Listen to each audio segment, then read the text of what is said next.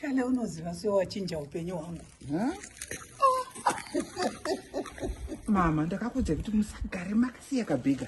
Pese pamuri nemadresi enyu waya. Shopi ninika. Tarisai muone how comfortable I am. My shirts avo, my trousers. Kwaizwa boots. Tarisai mama. Chale wewega eno nemusikana.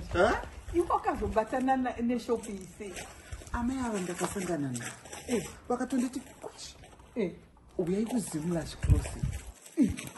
Nyambedze mhando ipi kubva kuvana vachiki kusvika kumunhu mukuru. Look what you are, mama. Unenge wakazokadanana namai. Aiwa.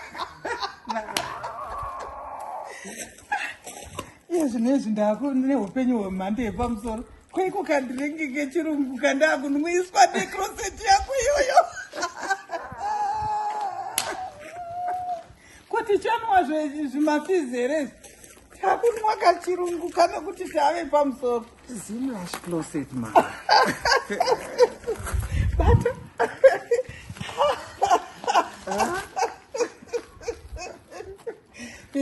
Mejirimbo wachembera. Mejirimbo wachembera. Achembera ndiani manje?